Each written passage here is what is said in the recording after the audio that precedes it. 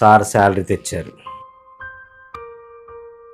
నాన్న ఈ month salary వస్తే రెస్టారెంట్కి తీసుకెళ్తానన్నారు. వెళ్దాం, చెప్పు ఏ రెస్టారెంట్కి?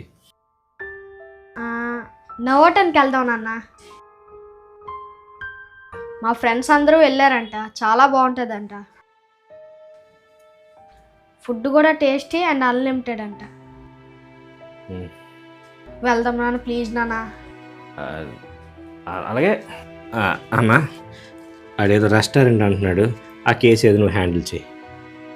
శ్యామ్ ఇలారా, ఈ 10 రూపాయలతో ఏమని కొనుక్కున్నాను. ఈ డబ్బులు నీ దగ్గర ఉంచు. నాన్న నవోటల్కి తీసుకెళ్తానన్నారు.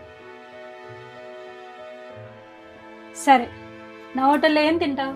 Chicken lollipops, biryanis, cool drinks, ice creams. సరే, ఈ డబ్బులు పట్టుకో, వెళ్దాం రెస్టారెంట్కి. అమ్మా ఇన్ని డబ్బులు ఎందుకమ్మా? మరి నువ్వు చెప్పిన రెస్టారెంట్లో ఎంతే అవుతుంది నాన్న. ఆ రెస్టారెంట్కి వెళ్తే ఇన్ని డబ్బులు అవుతాయా? నీకు విషయం చెప్తాను.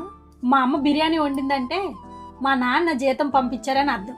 మనం నాన్ వెజ్ వారానికి 2 సార్లు తింటున్నామా, కానీ మా చిన్నప్పుడైతే నెలకు ఒకసారే తినేవాళ్ళం. మా అమ్మ బిర్యానీ చేసిందంటే ఆ రోజు పెద్ద పండగలా అనుకునేవాళ్ళం. ఇంట్లో చేసుకుంటే 500 రూపాయలతో అయిపోద్ది. ఏం వద్దులే, నువ్వు చెప్పిన ఐటమ్స్ అన్నీ ఈ 500 రూపాయలతోటే వండి పెడతాను. నువ్వే చెయ్యమ్మా, హ్యాపీగా తినచ్చు. ఏంటి, ఈ 500 రూపాయలతోటి చికెన్ లెగ్ పీసులు తీసుకురండి. పిల్లల మనసును నొప్పించకుండా మన పరిస్థితిని తెలియజెప్పాలి.